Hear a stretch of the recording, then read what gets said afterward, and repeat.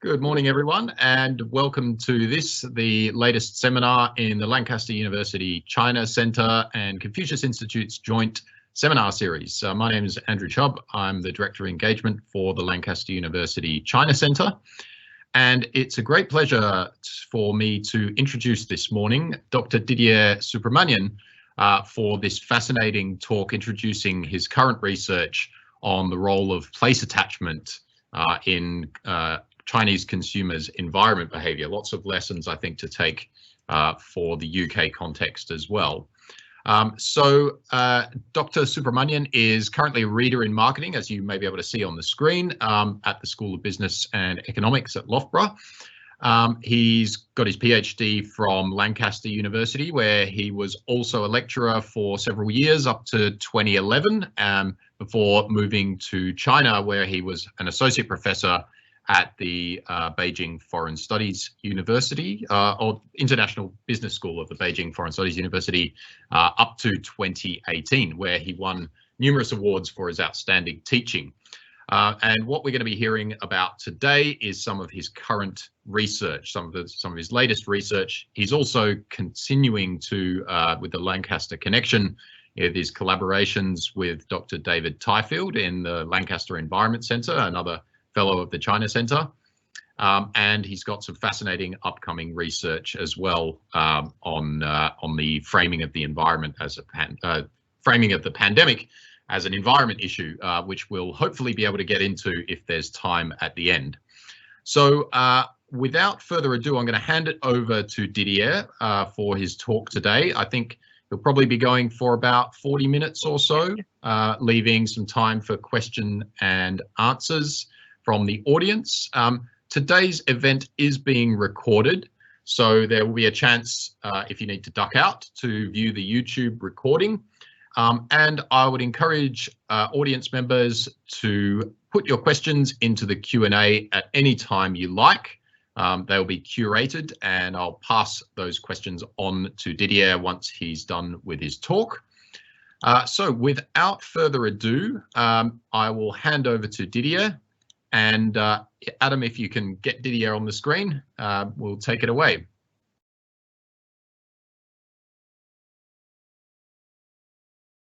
I'm live. Are my slides up? To go. Are my slides up, or my slides are up? You can see my slides, Andrew. Can I just check? Great. So thank you very much for the invitation. And thank you, Adam, as well, for setting everything up. So I'm Didier Soopramanien. So this is a bit of joint, well, it's not a bit, it's joint work with my colleague at Lancaster as well in the marketing department, who is possibly here or not.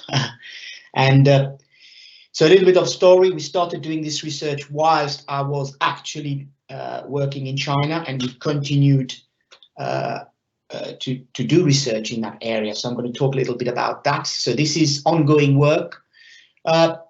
We're almost ready to press submit, but there are always some things that we find out how to position the research and hopefully you'll be able to help us today. So one of the reasons I've accepted to do this is that we may get some suggestions and comments on the paper. So a little bit of background and context, really, in terms of why this matters. People do talk about the weather in a different way in China. When people talk about the weather, I've noticed when I was there is we actually talk about pollution, especially in Beijing, and people talk about things such as the APEC blue. So if I tell people what is APEC blue, they will go, wow, I've never heard of that. So basically, this was a term that was invented when there was the APEC meeting in China in 2014, and the sky was blue. So, and the photo you see of the blue sky is actually my photo of the BFSU campus where I worked, which I miss very much. Last time I was there was in 2019. God. Anyway, so this is the context of why this debate matters, right? In terms of pollution levels and why we need to do this. Another thing that's interesting is the recycling that has taken, the laws that have changed regarding the recycling in China, why it has been difficult. And they had to invent, apps to help people to do this, right? And that's the sort of debate and the context to motivate the research that we are doing, in a sense. So, and of course, when I talked to my students about what's happening in China, they always find it fascinating in terms of the way in which technology is being used in China.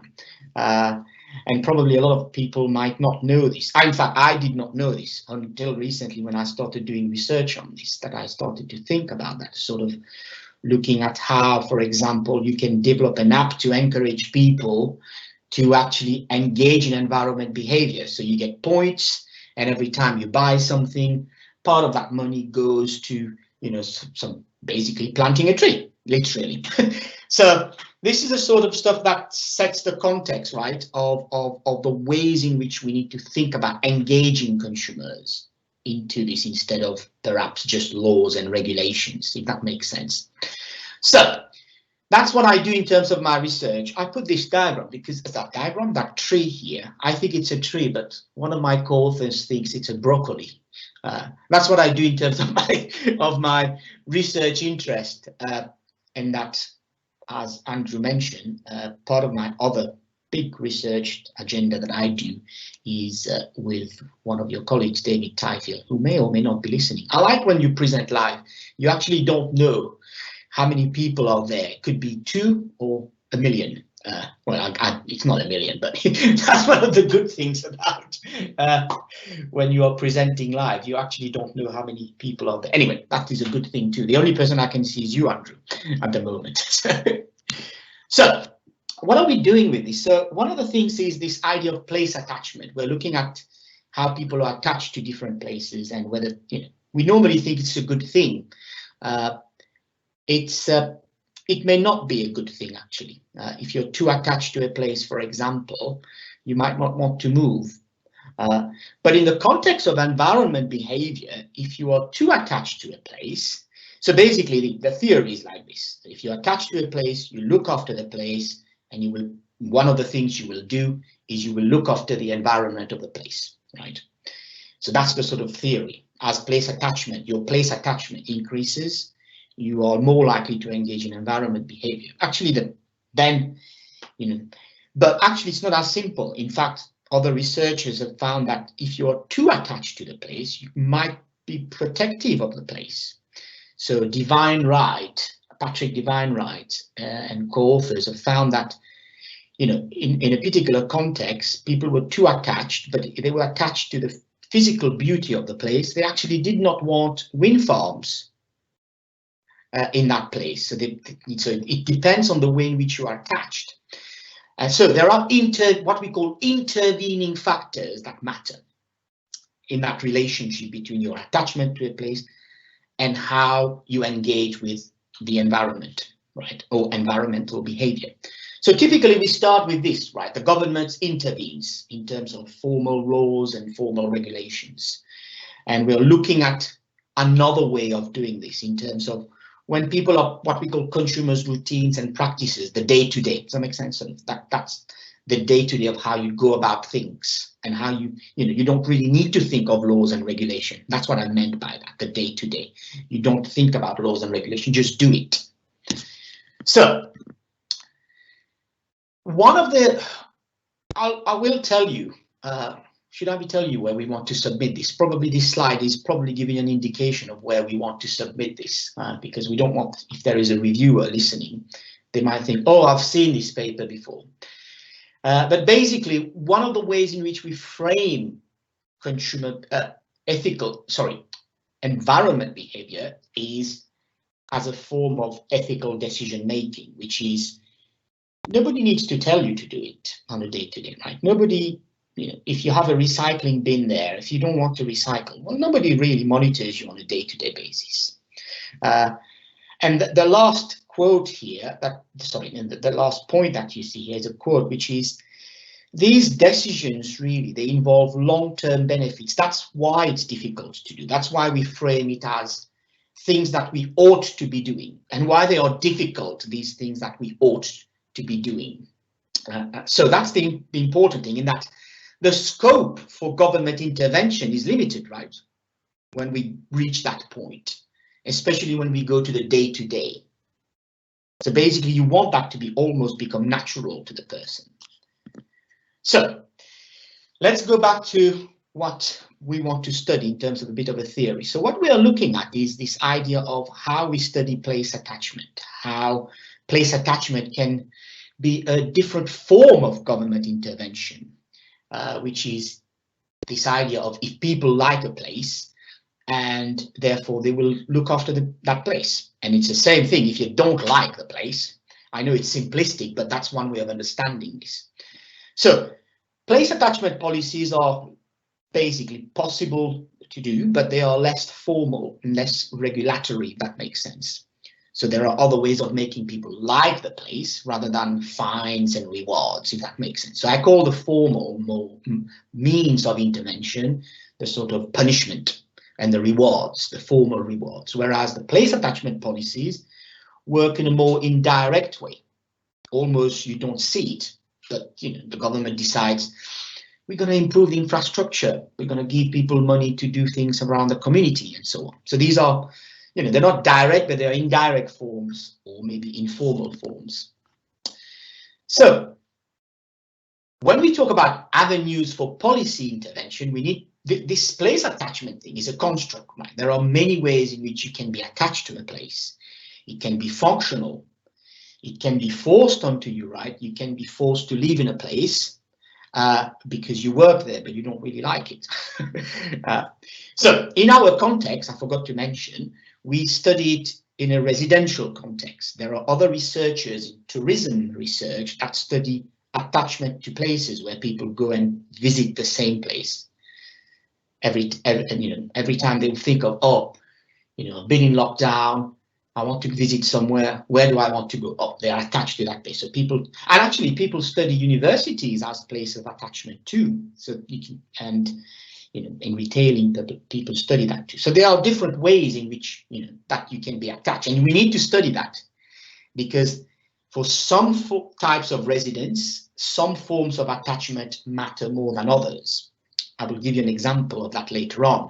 So it can be, you know, so the examples I'm giving to you, for example, the identity, living in Beijing says a lot about who I am. Actually, this is from our survey question to demonstrate an example of how we capture that through a survey. Dependency, for my work and life, I could not imagine anything better than the resources and facilities provided by Beijing, right? So people like a place because they prefer to live in Beijing. They like Beijing because they think other places don't offer them that. And it can be a combination, right? They can, for example, be high on dependency, but I don't really have a social life, but I have to be there. And that could impact on the ways in which, you know, they overall like the place or are attached to the place, and impacts on the forms of environment behavior. Hope that makes sense so far.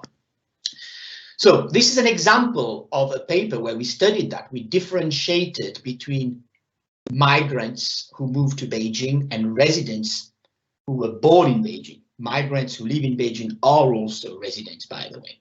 Okay, so we studied, this is an example of a table that's clearer in terms of what we were measuring. So as you can see, we were measuring types of residents, but we also looked at place of birth, right? So you move to, when we were doing this, actually, I was presenting this when I was in New Zealand at Massey University, and they wanted me, I need to get back to them on this, because they wanted me to do this in New Zealand, where you could actually look at different types of migrants.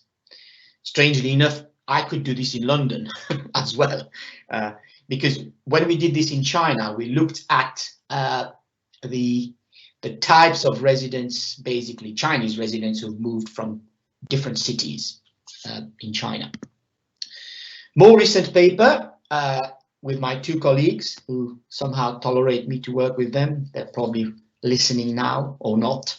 I've been told not to say whether they're listening, just in case you want to ask them a question. But these are two colleagues who I work with, we continue to work with, and this paper that I'm presenting today is ongoing research with both of them. So this is where we look at another dimension of that. And this is where we looked at this idea of trust in government actions and residential mobility. So you can see now we've got this place attachment impacts on environment behavior or citizenship behavior, but there are what we call intervening factors, right? Such as residential mobility is an interesting one because we captured that in terms of people who've traveled abroad, or they've traveled more than others. And what we find is people who can compare the environmental status, their behavior was different to other types of residents who basically have not moved, right, from their place of residence in terms of traveling. So imagine if you've traveled to different places, you can compare and say, well, Beijing is very similar or different to this. What do they do there? Or you could say, actually, Beijing isn't that bad. I say Beijing because that's where the research was conducted. So these are just examples of how you can measure these things. If you're interested, you can have a look at these measures. So basically, these are measures that we measure place attachment and other variables. That's an example. So the sort of place identity, place affect, place social bonding. So let's go to what I want to talk about today, which is, so we've looked at the bit of context, which is basically the theory says place attachment increases your propensity to engage in what we call environmental citizenship behavior. Now, we add or we consider two new variables that we think could matter, building upon. By the way, we are not the only ones who talk about place attachment and environmental behavior. I do apologize that I've talked about my own papers, but I found it easy to talk about my own papers. But there are plenty of other people who do probably better research than we do on this, but we do not bad research either. So it's easier to talk, but we talk about similar things. So we are adding to that. We are adding to that in that we are looking at this idea of responsibility and norms. Funny enough, we were talking about responsibility with my colleagues. We were talking about this idea. Well, we've all experienced responsibility recently in a different form, which is we've been told. In fact, we're being told to hug cautiously. I don't understand how you hug cautiously, but does that make sense? This idea of responsibility, which is we're not telling you how to do it, but we think you should know what to do. Really? Okay. So that's the idea of responsibility, which is, again, you don't formally tell people what to do. You actually trust that they will take responsibility for this action. So in the form of environment behavior, that matters too. This matters because environment behavior is a form of pro-social behavior. And that's one of the ethical dimension of this, which is when I'm doing something for the environment, there is no immediate benefit to me, right? Because that's the future, perhaps my children, grandchildren, but also I'm helping others. That's the idea of pro-social. So there are two dimensions of pro-social, which is my neighbors, other people, and for future generations. So there's no immediate or direct benefit. So that's the idea of social dilemma, because when you think about that, you don't benefit yourself, then you're likely to say, well, why should I do it? And that's when we think, place attachment plays a role, but we want to know, what about when we put in responsibility and the idea of what we call making people look at the norms, what others are doing, when people see what others are doing, and that's what we call norms. So, and we think that responsibility and norms and the impact of looking at and being aware of others and others' action might have a negative, counteract this effect of social dilemma. So basically, social dilemma is bad because when you think about it, you think, well, why should I bother? It's others, right? But if we bring in personal responsibility and the effect of norms, what will be the impact? Hopefully the diagram will try and explain this later on. So personal responsibility is this idea of you take responsibility, we don't have to tell you. Now, be very careful, right? Environment behavior can be beneficial too to you. if you save water, your water bill is lower. So in our research, we've gone beyond that, right? Does that make sense? So this idea of there are environmental behaviors that are actually not as pro-social. So if you use less water, well, or electricity, your water bill and utility bills are likely to be lower. And who benefits? You, and you benefit. But we are talking of other forms of environmental behavior, and in the literature, people have defined this as citizenship behavior, which is, well, an extreme version of this is you knock on your neighbor's door and you say, I see you've not put the recycling in the right place. Does that make sense? That's the idea of citizenship behavior compared to pro-environment behavior. Or you go and, I mean, that's an extreme example, but the ones we measure are you join community groups to go and help to pick. Actually, they have this here, and shamefully I've not signed up, which is there is so much litter on our road that they've asked people to volunteer on a Saturday to go and pick the litter. I'm sure that I've seen this on TV. There are many initiatives taking place like this. So this would be, you go and join a group. That's citizenship behavior, if that makes sense. And the example of, I mean, you can still go and tell your neighbor, by the way, they're not recycling properly, or tell them that, oh, they should be doing this, or do it in a different way. Does that make sense? The difference between the two. And that's why when you frame it as environmental citizenship behavior, it becomes more in the domain and the realm of ethical behavior, because it's something that you don't benefit, but you do it for others. You go and join the group that's picking litter on Saturday.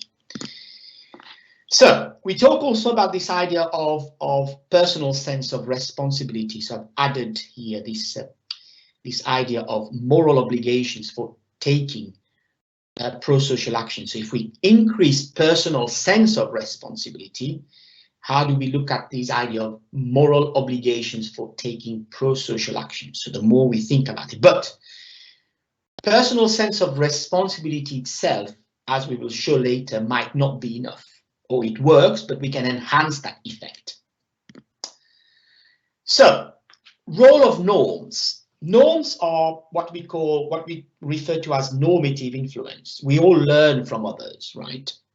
We all look at what others are doing, but that doesn't mean that we follow what others are doing.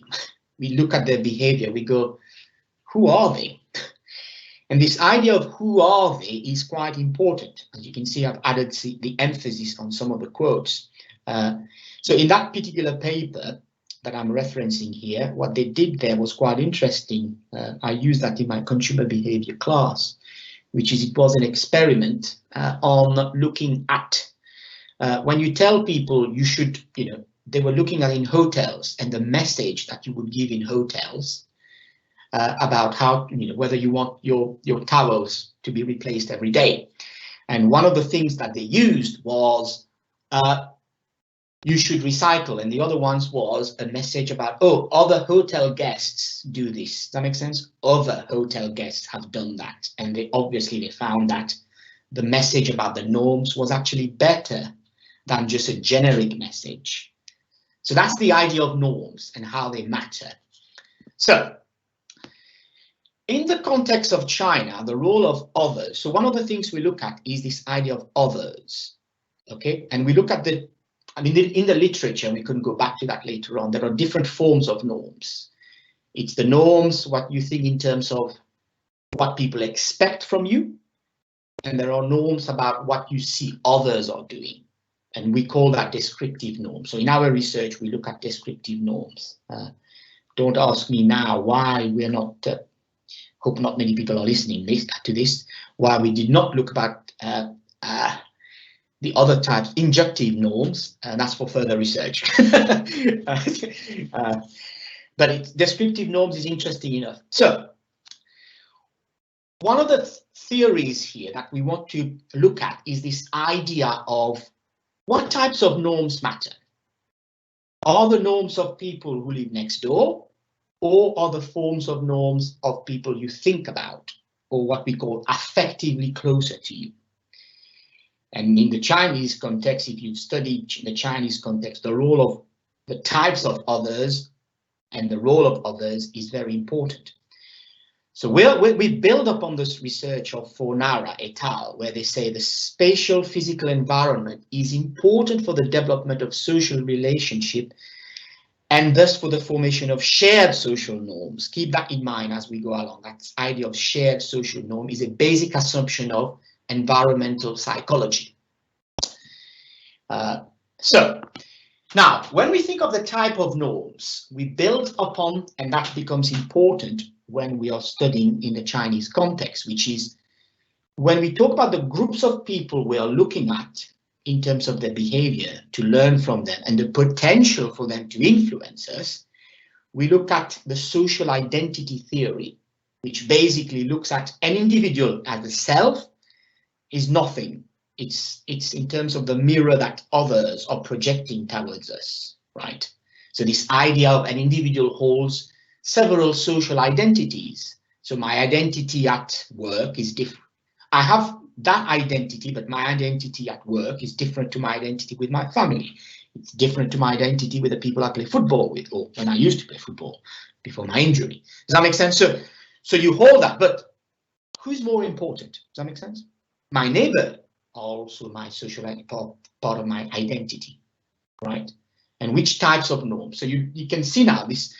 The social identity theory is important to us in our research because we tag upon this idea of the type of people that matter to us. We all have multiple social identities, as I've said.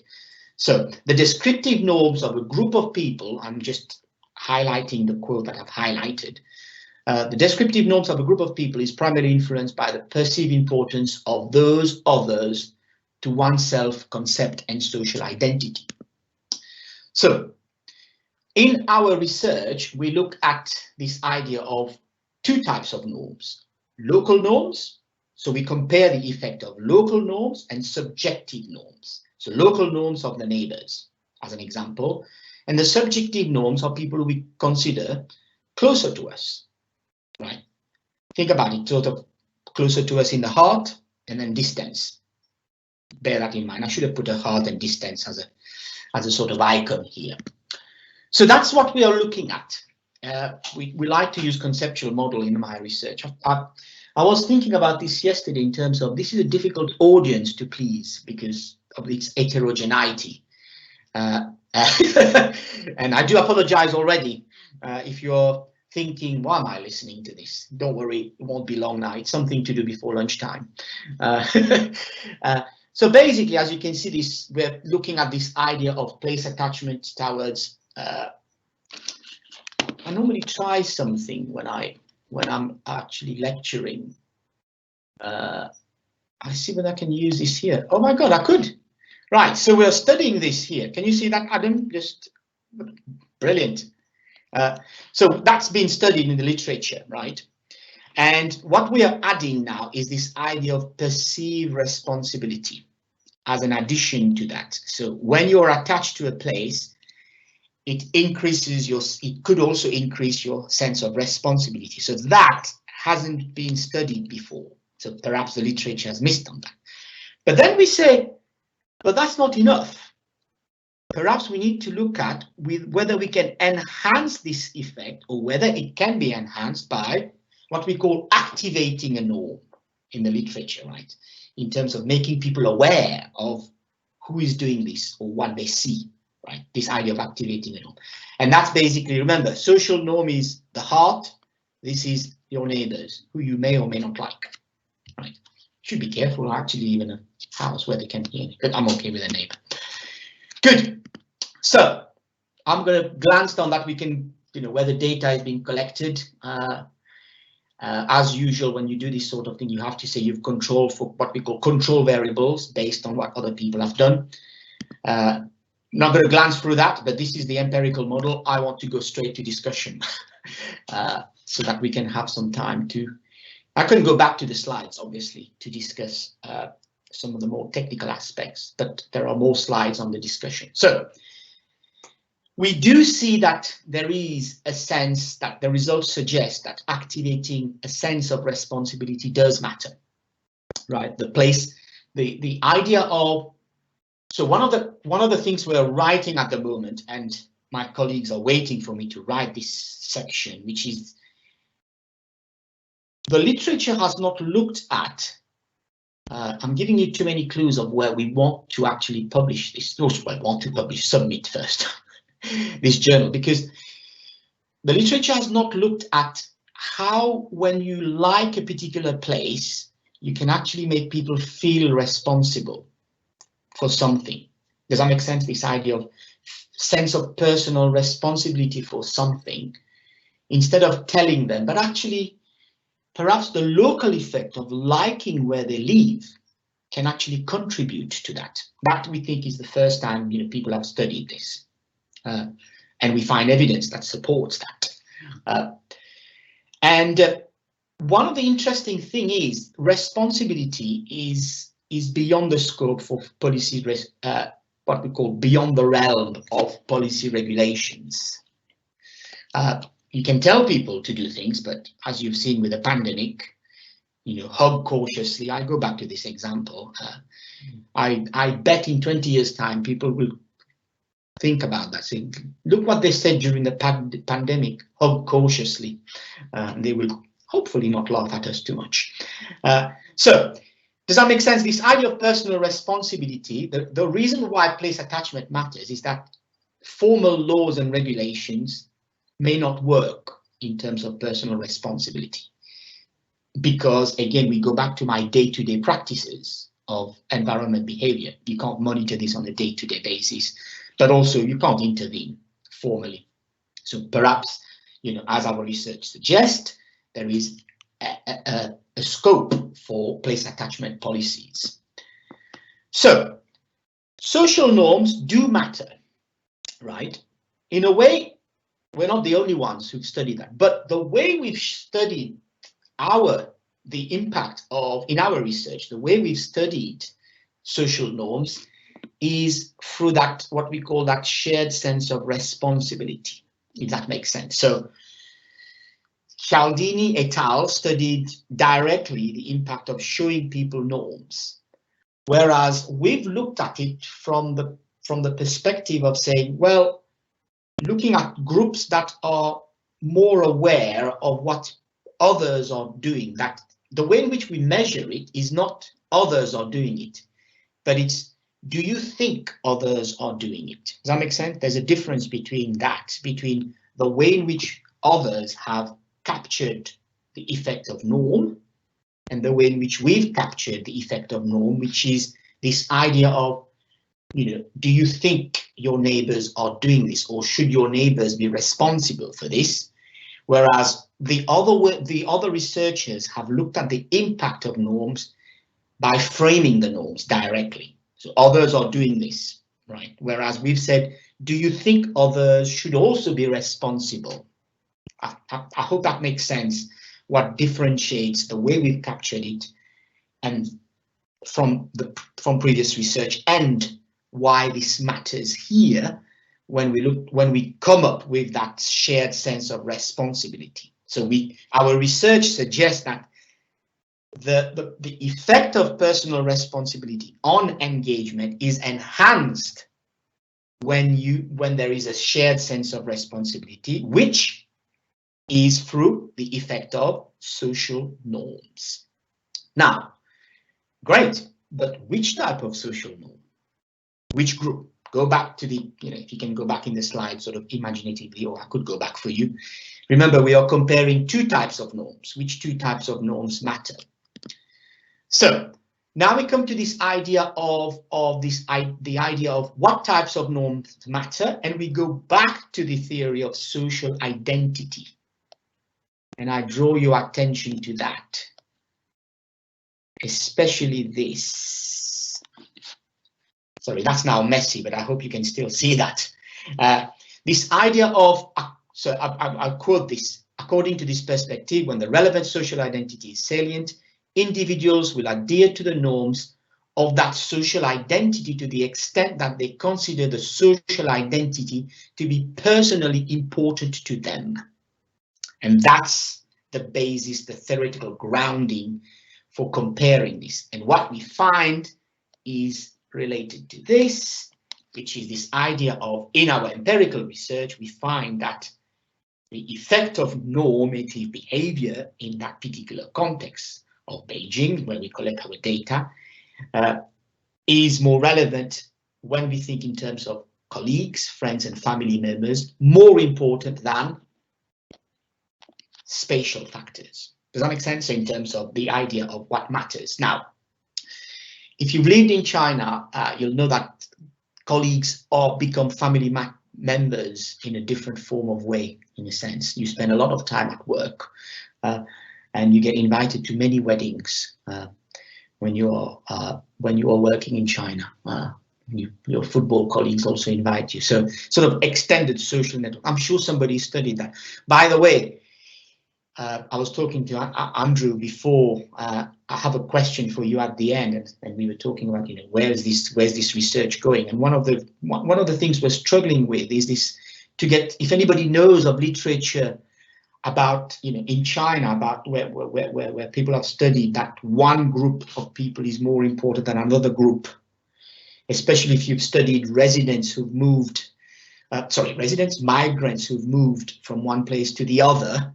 If you have literature on that, we need to tag onto that literature to support our findings before we submit it. So if anybody knows about that, please let me know. My colleagues, my co-authors will be delighted. Then I'll be able to write this paragraph, perhaps this afternoon. So I'm just putting this here in terms of why this, to build upon the social identity. We call this the sort of activating a norm. Right, so a norm may not matter to you, but it must be activated. So the type of norm and what we call the reference group of people matters, which is, it's what we call the cues that matter. So that's why we tag onto this responsibility. So if you feel that these others are also taking responsibility, it enhances that effect. But our research suggests that it depends on which others, right? And that's the important bit here that we're hoping somebody will find it interesting. So why this matters? Well, this matters because we go back to what we were talking in the previous slides. We were talking in terms of, well, ethical decision has to do with personal responsibility, right? Because people are not telling you, you're not being forced to do something. You're not being recompensed to do something. You are doing something because it's because you're pro-social, right? And it's difficult to do because there's no reward, there's no incentive. Now, this idea of how you can use social norms in that context becomes interesting to us, and perhaps becomes complex in terms of thinking about what forms of policies to use, because they are, what our research suggests, they are effective. So what are the policy implications? Well, going back to the context of China, in terms of, for example, where people like to share what they are doing, people like to know what others are doing, people like to know in terms of, and how you can build that into that shared sense of responsibility. Again, here we need a bit more help here, if you know anything in terms of how we can shape that argument better. Of course, in the context of China, the sort of affective caring, for example, you can frame that, for example, think of a promotion or advertising that says, oh, your grandparents are doing this, you should be doing this because that's caring for others, right? And that's quite important in the context of China. So looking after the well-being of the next generation, for example, in the context of, it's a barrier to, as we've seen in terms of the social dilemma. So perhaps that sense of responsibility, that the way in which we frame that shared sense of responsibility might be a counteracting effect to that. We are not saying that locality effects don't matter anymore. Remember, we're saying the locality effects in our normative influence is measured in a different way. People still need to like where they live, and we still need to know the ways in which they like the place where they live. Place attachment still matters.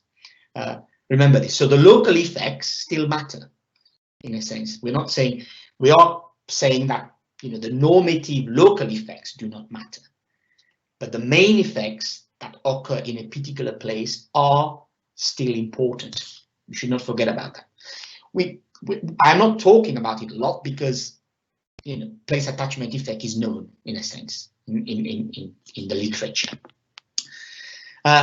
So that's effectively the sort of last slide, which is this idea of looking at this personal sense of responsibility versus shared sense of responsibility, and the sort of, I put the regulation of the day-to-day practices, right, of environmental citizenship behavior.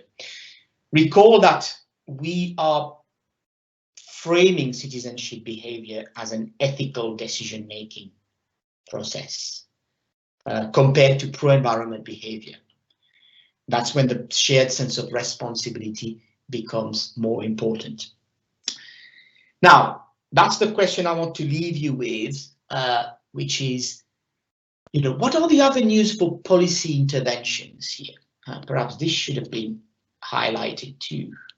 I'm highlighting it now.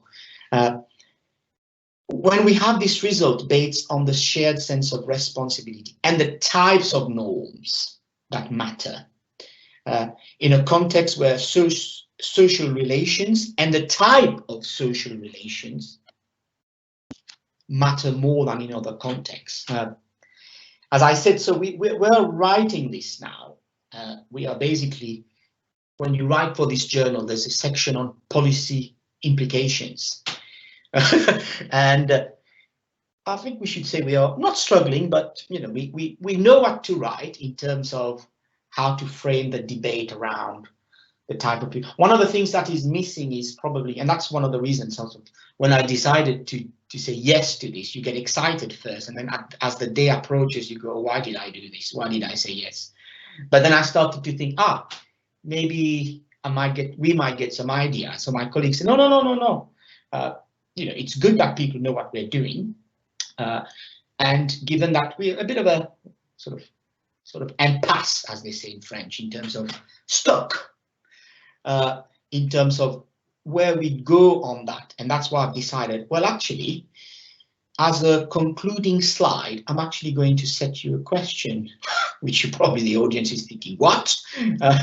Which is, are there avenues for policy intervention that you can think of, and that matter in the context of what I have discussed?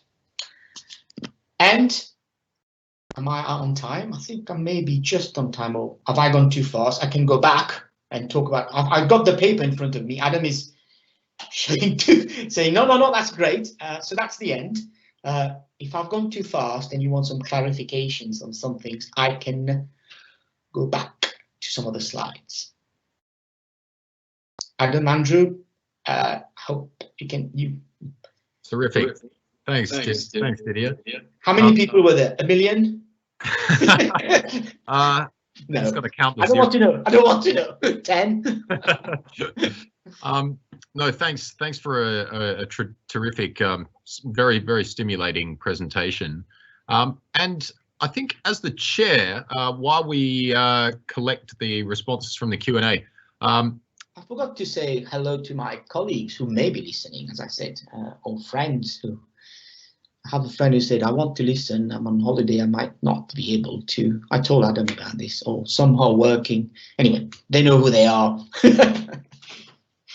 Well, I have a long list of questions with which to abuse my chair's prerogative. I'll try and resist doing that to the extent possible. Let me take a pen. As I said, I'm looking for ideas too. But, to begin with, I might just take you up on that offer to go back a little bit, to back up a few slides and just explain to us how it was in the study that you activated that sense of responsibility.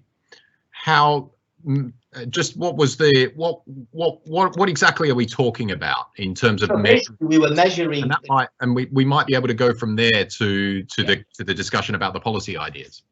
So basically, we measured this in terms of asking people, right? And then we compared which ones were more important in terms of this versus that.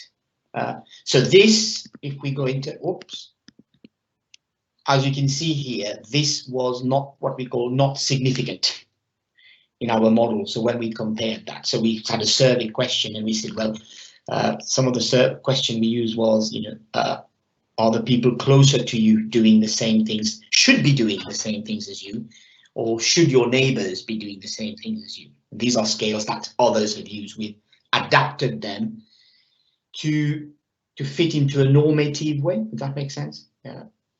Does that answer your question, Andrew? Yeah, it does.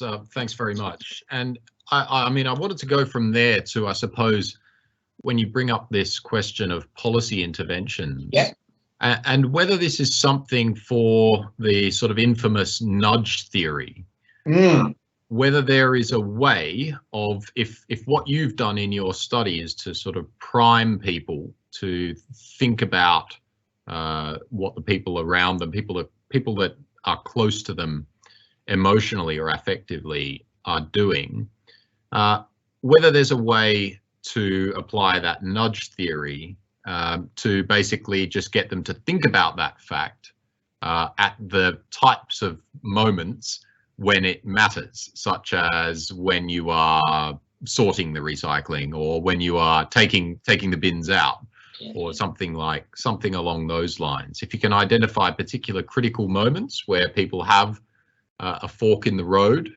and put a nudge at that point, just to sort of trigger that priming effect. Yeah.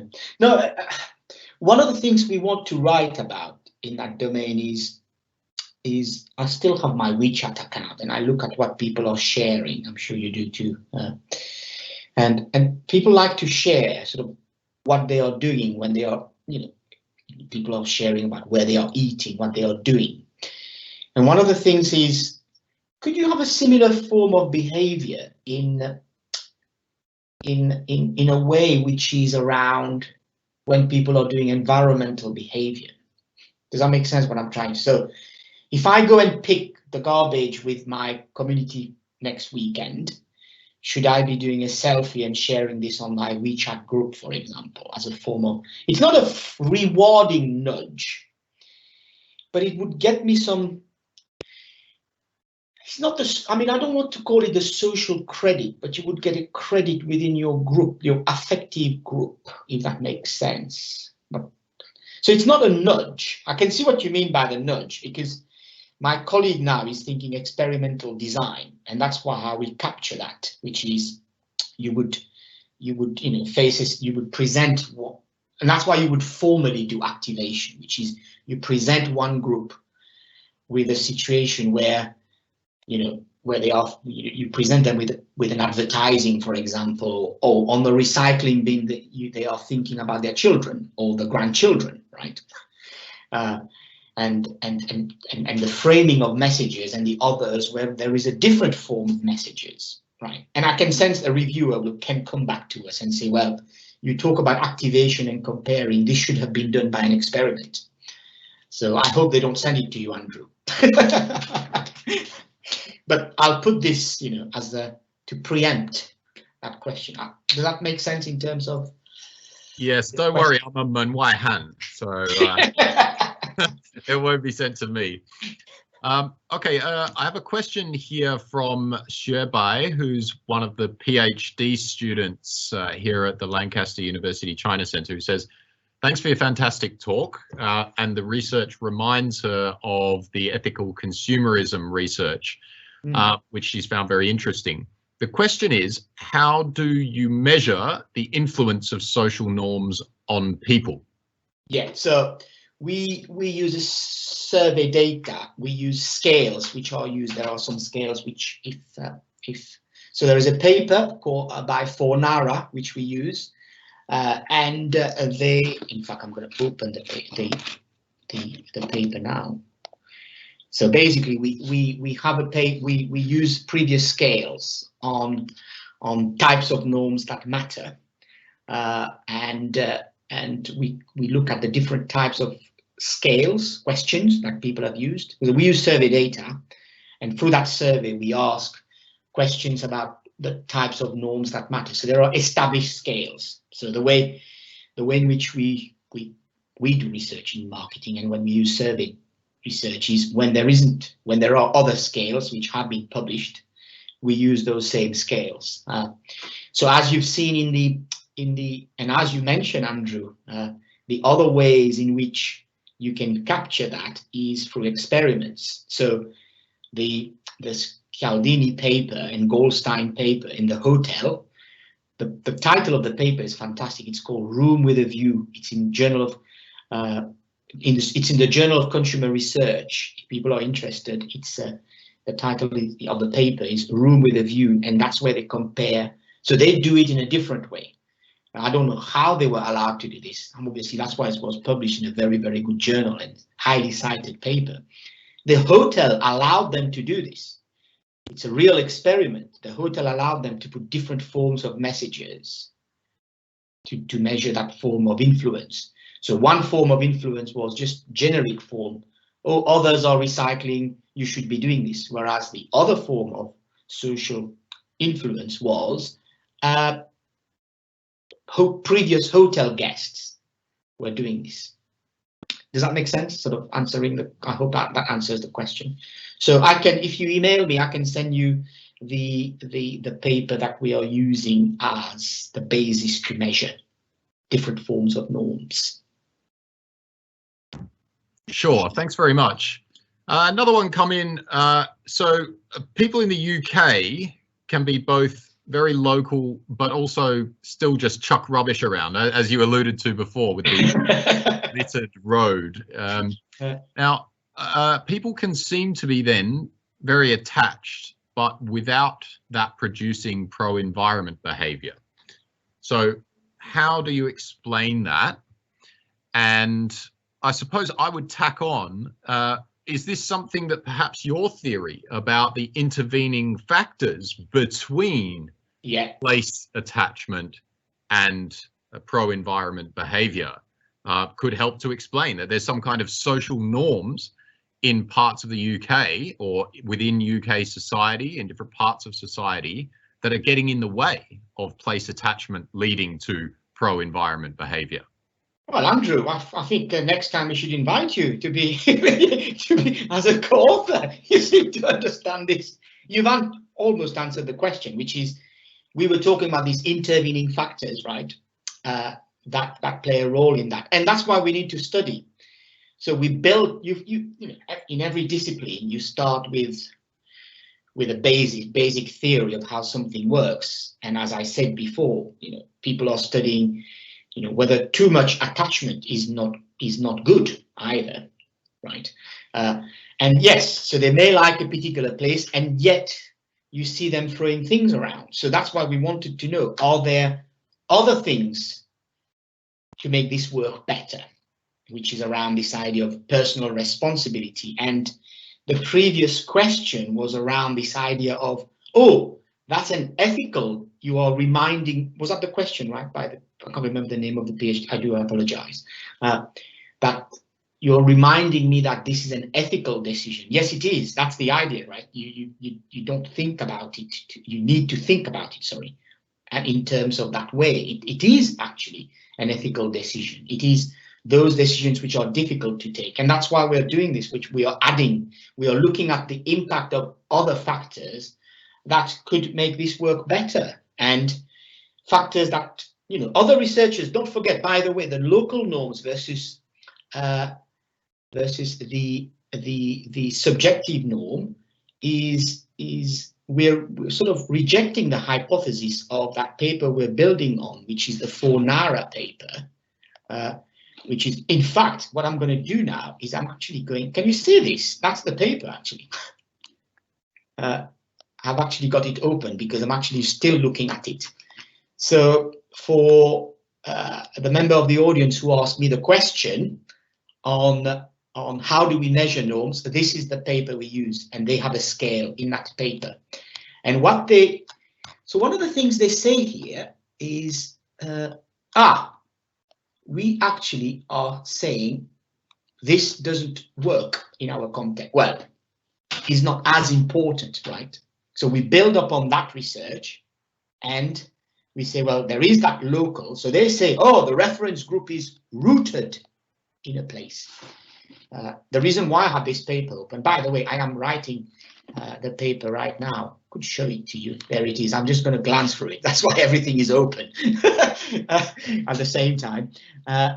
And this idea of you need to look for other factors. And as we've seen, one of the other factors is actually it's not disrooted in a place. The norm operates in an affective way. When I think of the other people who are closer to me are doing it.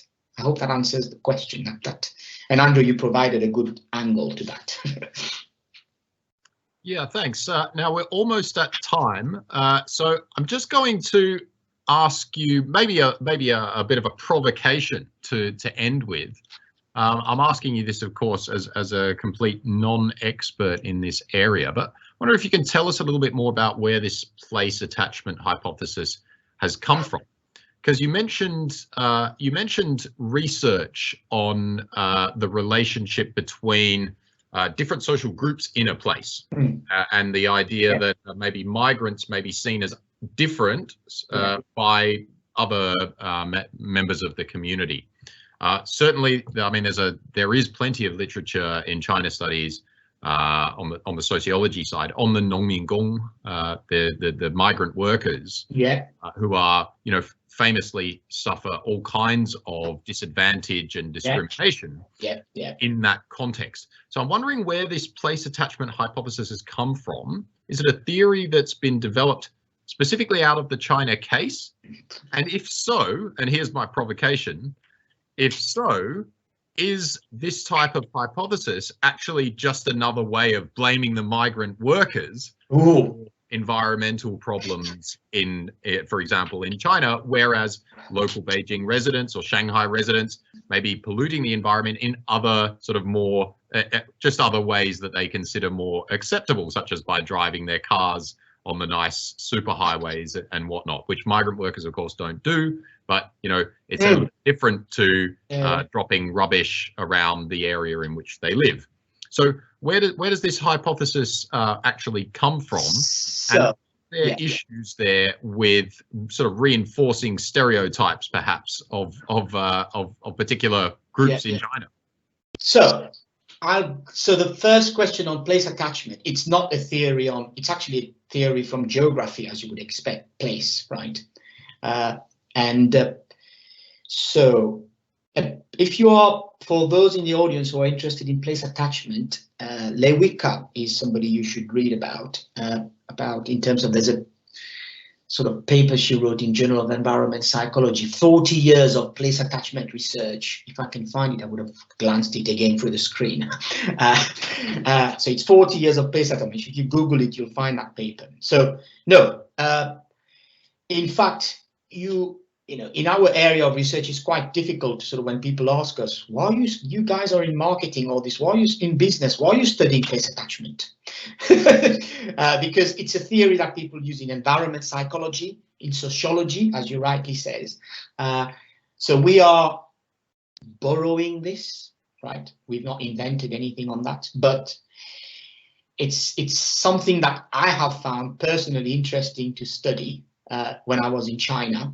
When you mentioned the migrant one, I feel I need to go back to the slide, because actually we find something.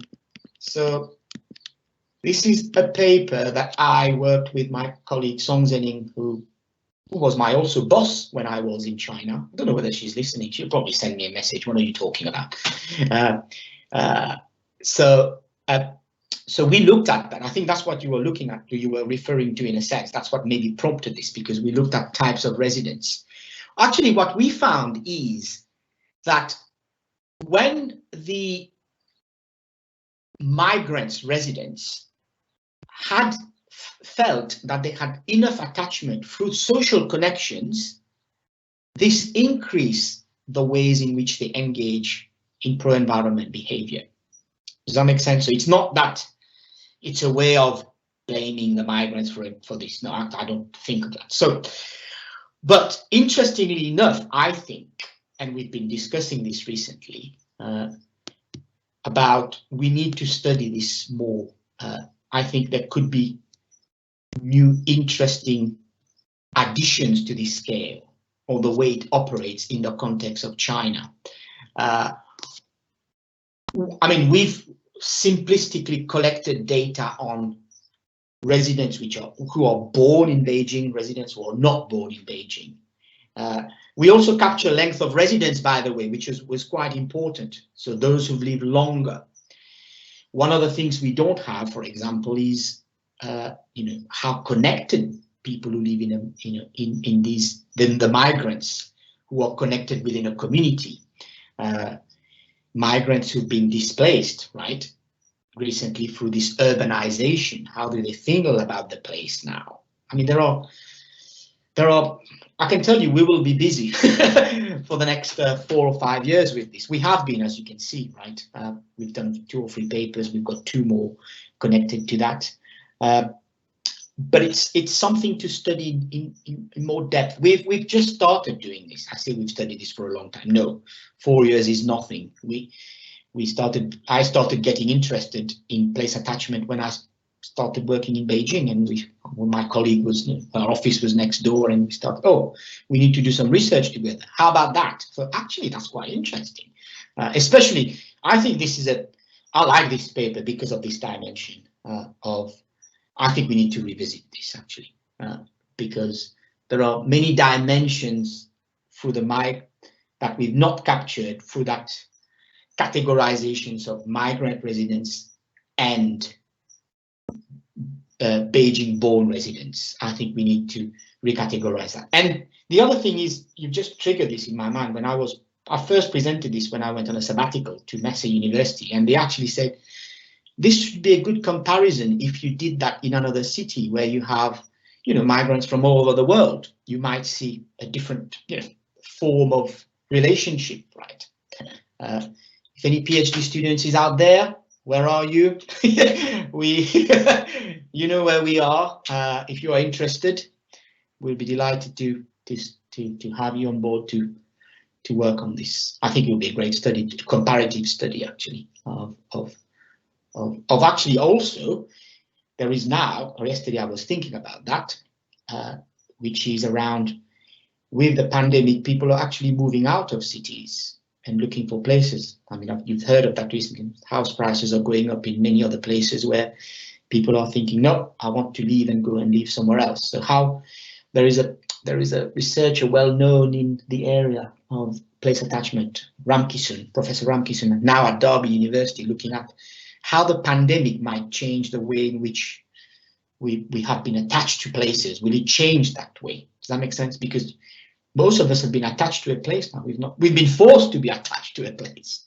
And how will that change, right, as we enter the post-pandemic? Long-winded answer, as usual, from me.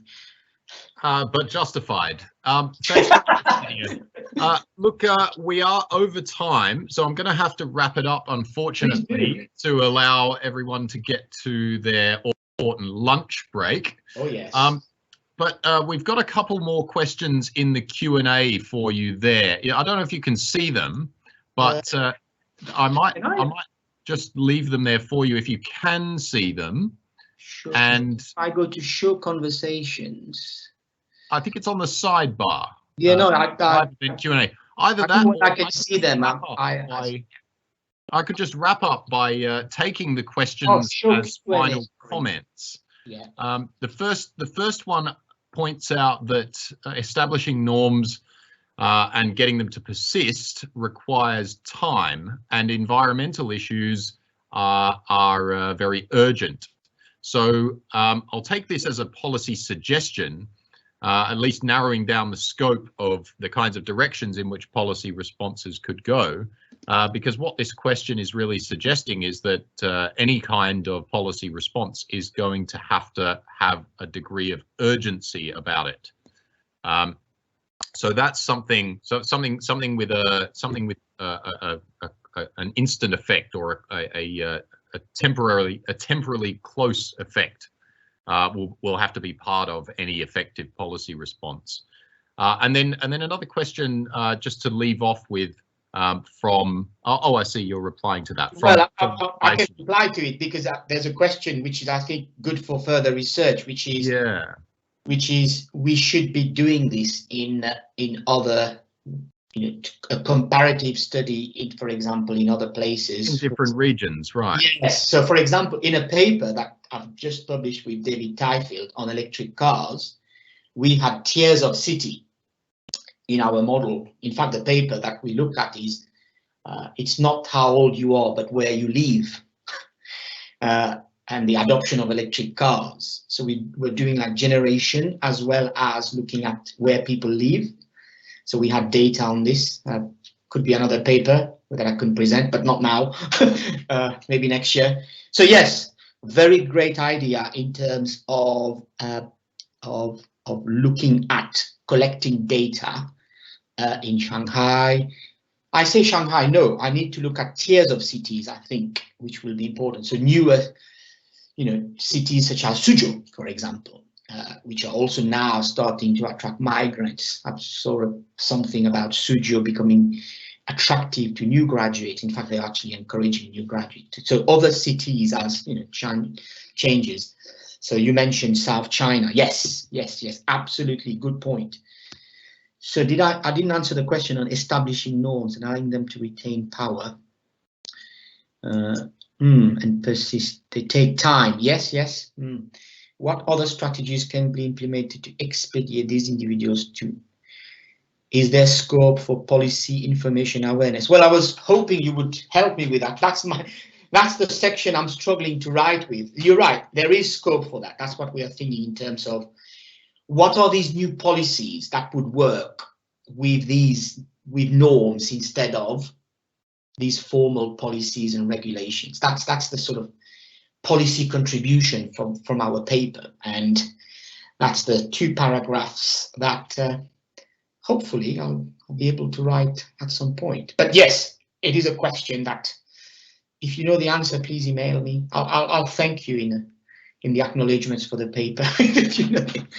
Whoever's asked this question, so it only says anonymous. Terrific. Well, thanks very much, Didier. I've answered everything, or I've now realized when we have a live event that you can have published questions. That's right. I've been passing them on to you, the middleman, but you can read them directly in future.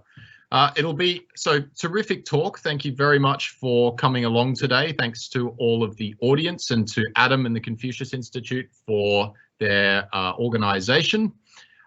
And we will look forward to inviting you back to the results of this new research project that all started here today with that question from Beatrice. Yeah, so there are two research projects, the ones on different cities in China and about migrants in other places that come from other countries. So there you go. Thank you. It's been useful. All right. Thanks Didier, and thanks everyone. Wish everyone a very good afternoon.